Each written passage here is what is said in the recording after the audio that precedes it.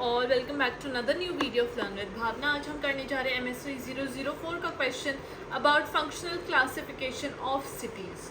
Right, तो हमें cities की जितने भी फंक्शनल क्लासिफिकेशन है उसके बारे में बात करनी है। इस क्वेश्चन के मैं दो टाइप के आंसर राइटिंग लेके आऊँगी। यहाँ पे पहले मैं तीन मेन पॉइंट्स के बारे में बात करूँगी, जहाँ पे हम बात करेंगे commercial towns, administrative towns and pilgrimage towns. Right, तो मैंने इस तरीके से फंक्शनल क्लासिफिकेशन की है। एक दूसरा क्वेश्चन आएगा जिसमें एक अलग टाइप का ऑफ क्लासिफिकेशन है ऑफ सिटीज़। सो अभी ये वाला स्टार्ट करते हैं हम।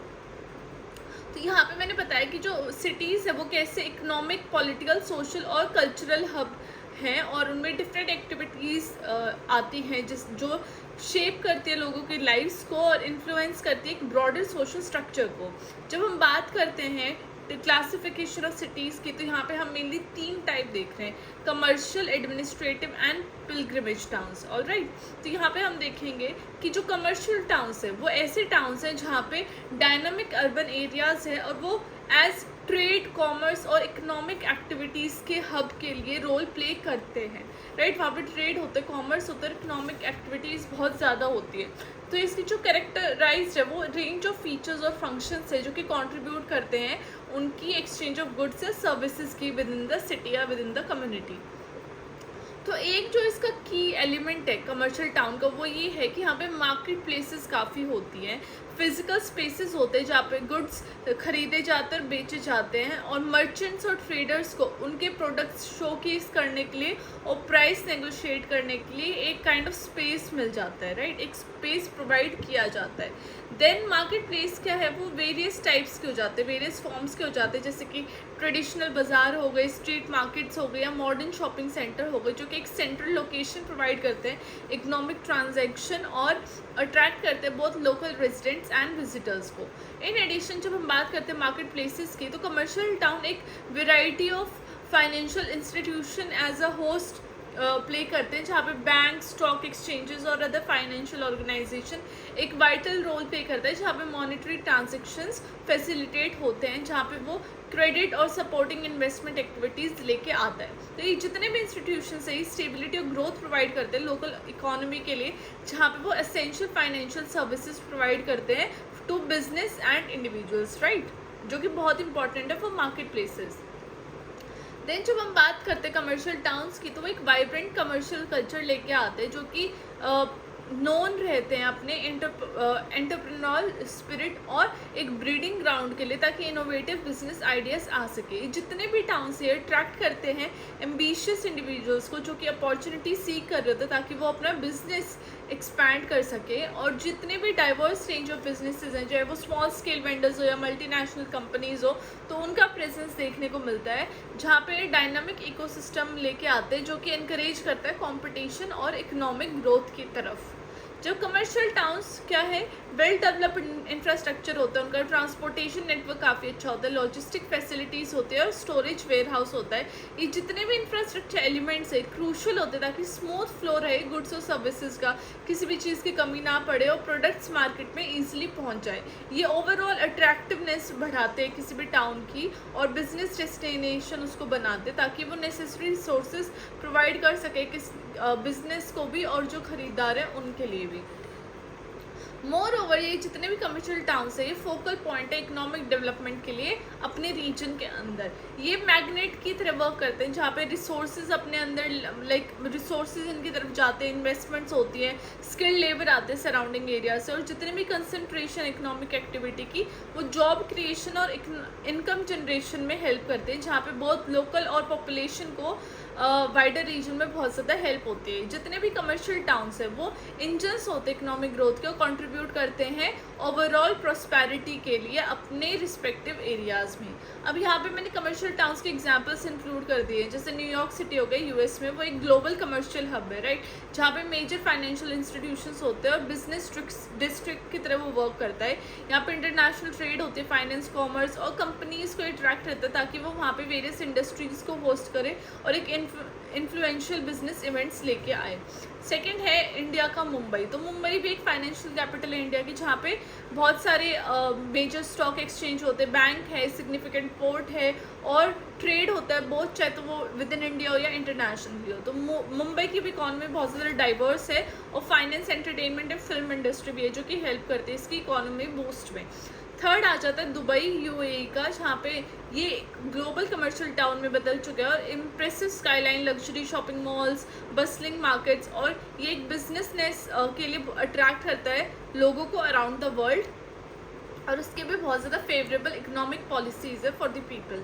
देन कमर्शियल टाउन का हमने क्या देखा कि ये इकोनॉमिक ग्रोथ फोस्टर करता है और एम्प्लॉयमेंट अपॉर्चुनिटीज़ लेकर आता है लोगों के लिए, जहाँ पे ये कंट्रीब्यूट करता है लोकल और ग्लोबल मार्केट्स के डेवलपमेंट में। और इससे क्या है, लार्जर इकोनॉमिक नेटवर्क में क्या होता है, इनोवेशन, कंपटीशन और एंटरप्रेन्योरशिप प्रमोट होती है।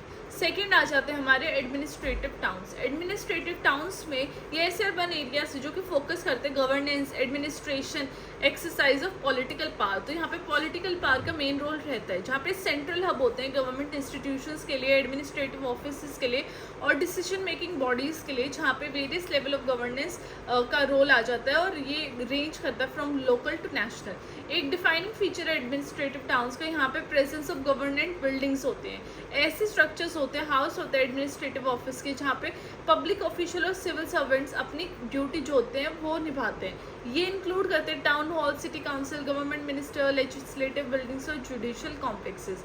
ये जितने भी फिजिकल स्पेसेस हैं, इंफ्रास्ट्रक्चर है, ये फैसिलिटी और नेसेसरी फंक्शनिंग प्रोवाइड करते हैं ऑफ द एडमिनिस्ट्रेटिव मशीनरी, ताकि उनको कोई भी प्रॉब्लम ना आए।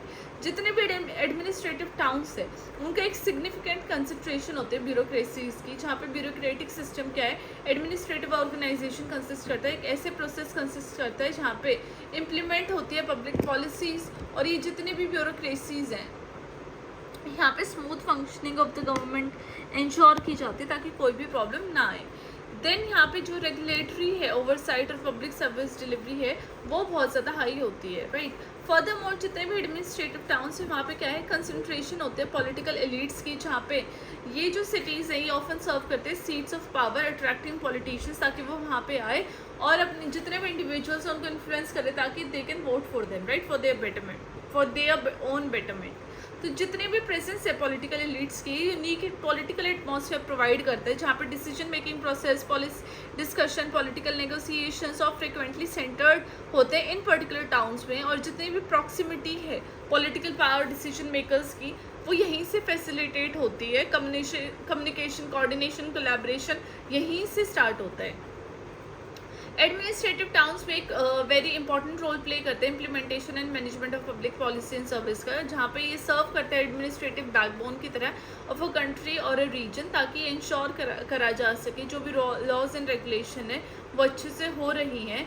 और ये टाउन जो है वो रिस्पॉन्सिबल होता है फंक्शंस के लिए of the urban planning, public safety, transportation management, health care provision, education, administration and tax collection में भी। मोर ओवर जब हम एडमिनिस्ट्रेटिव टाउन्स की बात करते हैं तो वो होम होते हैं स्पेशलाइज्ड गवर्नमेंट इंस्टीट्यूशंस की और एजेंसी की। ये जो इंक्लूड करते हैं यहाँ पे सेंट्रल बैंक्स आ जाते हैं, नेशनल स्टैटिस्टिकल ऑफिस आ जाते हैं, रेगुलेटरी बॉडीज़ आ जाते हैं, प्लानिंग कमीशन आ जाते हैं और पब्लिक सर्विस कमीशंस भी आ जाती हैं। ये सब इंस्टीट्यूशन प्रोवाइड करते हैं ताकि वो गाइडेंस हो सके, एक स्पेसिफिक एरिया में कंट्रीब्यूट करते हैं effective functioning of the government and the formulation of evidence based policies. अब एग्जांपल से आपको ये पॉइंट क्लियर हो जाएंगे एडमिनिस्ट्रेटिव टाउन्स, जैसे कि वॉशिंगटन है DC US में, जहाँ पे ये एडमिनिस्ट्रेटिव कैपिटल है US की, जहाँ पे हाउस है फेडरल गवर्नमेंट की, हाउसिंग है, वाइट हाउस है, कांग्रेस का है, वेरियस फेडरल एजेंसीज हैं और ये सब सेंटर है पॉलिटिकल पावर के और डिसीजन मेकिंग के। देन ब्राज़ीलिया आ जाता है ब्राज़ील में, जो कि पर्पसफुली डिज़ाइन किया गया था ताकि वो एडमिनिस्ट्रेटिव कैपिटल ऑफ ब्राज़ील को सर्व कर सके। इसलिए हाउस यहाँ पे गवर्नमेंट इंस्टीट्यूशंस के हाउसेज आ जाते हैं, मिनिस्ट्रीज आ जाती हैं, एडमिनिस्ट्रेटिव ऑफिस आ जाते हैं और इस सिटी का एक लेआउट देते हैं जिसपे आर्किटेक्चर रिफ्लेक्ट करते हैं इसके एडमिनिस्ट्रेटिव फंक्शंस पे। देन मैंने थर्ड लिखा है यहाँ पे कैनबरा ऑफ ऑस्ट्रेलिया, जहाँ पे ये एडमिनिस्ट्रेटिव कैपिटल है ऑस्ट्रेलिया की, जहाँ पे पार्लियामेंट हाउस है, गवर्नमेंट डिपार्टमेंट्स, एडमिनिस्ट्रेटिव एजेंसीज है और ये केयरफुली प्लान किया गया ताकि वो उसके एडमिनिस्ट्रेटिव रोल और नीड्स को फुलफिल कर सके। इंडिया में भी जैसे कि दिल्ली है यहाँ पे, राइट, प्रेसिडेंट हाउस है, PM हाउस है, ये सारे डिफरेंट हाउसेज हैं। CP और उस साइड आप जाके देखोगे तो ये इंडिया का दिल्ली हो सकता है उस हिसाब से। तो जितने भी एडमिनिस्ट्रेटिव टाउन्स है वो रिस्पॉन्सिबल होते हैं for policy making, policy formulation, public service delivery और गवर्नेंस की नेशनल और रीजनल लेवल पे, और ये कंसंट्रेट करते हैं पॉलिटिकल पावर और पब्लिक डिस्कोर्स में शेप करते हैं, critical maintaining social order and stability लेके आते हैं। थर्ड आ जाता है हमारे पिलग्रिमेज टाउन्स। ये नाम से काफ़ी क्लियर होगा। तो पिलग्रिमेज टाउन्स या अर्बन एरियाज वो होते हैं जो कि रिलीजियस और स्पिरिचुअल सिग्निफिकेंस लेके आते हैं, जहाँ पे ये पिलग्रिम्स और विजिटर्स जो सेक्रेड एक्सपीरियंस पाना चाहते हैं उनको अपनी तरफ अट्रैक्ट करते हैं। ये सारे टाउन्स क्या क्लोजली एसोसिएटेड होते हैं स्पेसिफिक रिलीजन या स्पिरिचुअल ट्रेडिशन से, जो कि उनके प्रेजेंस और religious site, shrines and monuments में बसे होते हैं। तो जो प्राइमरी फीचर है पिलग्रिमेज टाउन का वो इसमें होता है कि जहाँ पे रिलीजियस साइट्स होते हैं जो कि डीप रिलीजियस और हिस्टोरिकल इंपॉर्टेंस रखती हैं। तो ये जितने भी साइट है, ये टेम्पल हो सकते हैं वहाँ पे, चर्चेस, मॉस्क, सिनागनेस या फिर अदर प्लेसेस ऑफ वर्शिप हो सकते हैं यहाँ पे। ये एसोसिएट किए जाते हैं with significant events, revered figures या फिर होली रेलिक्स, जहाँ पे रिलीजियस और स्पिरिचुअल ट्रेडिशंस होते हैं। पिलग्रिम्स क्या है वो ट्रैवल करते हैं दीज टाउन्स में, और वो रिस्पेक्ट करते हैं, ब्लेसिंग सीख करते हैं और पार्टिसिपेट करते हैं रिलीजियस सेरेमनीज एंड रिचुअल्स में, राइट, जो भी लोग इन सब चीज़ों में बिलीव करते हैं। जब श्राइन्स, एक और अदर प्रोमिनेंट फीचर है पिलग्रिमेज टाउन्स का, जहाँ पे श्राइन्स क्या है, टिपिकली क्या है, डेडिकेटेड होते हैं स्पेसिफिक रिलीजियस फिगर से, सेंट से, स्पिरिचुअल लीडर से, जो कि वेनिरेटेड होते हैं by followers of a particular faith. तो ये जितने भी श्राइन्स होते हैं, स्मॉल हो सकते हैं, सिंपल स्ट्रक्चर हो सकते हैं या कॉम्प्लेक्स स्ट्रक्चर्स हो सकते हैं, कैसे भी हो सकते हैं, और ये सर्व करते हैं एक फोकल पॉइंट जहाँ पे pilgrims devotion, prayer and contemplation यहाँ पे हो आके चलती हैं। तो पिलग्रिमेज टाउन क्या है, एक सेंटर होते हैं रिलीजियस प्रैक्टिस, रिचुअल और कम्युनल गैदरिंग के। ये प्रोवाइड करते हैं ऐसे स्पेसेस जहाँ पे रिलीजियस सेरेमनीज, फेस्टिवल्स और पिलग्रिम प्रोसेशंस किए जाते हैं। ये सब टाउन्स क्या है, स्पेसिफिक डेट और पीरियड होते हैं जहाँ पे पिलग्रिम कन्वर्ज करते हैं एक लार्ज नंबर, जहाँ पे atmosphere of favourite and devotion create की जाती है।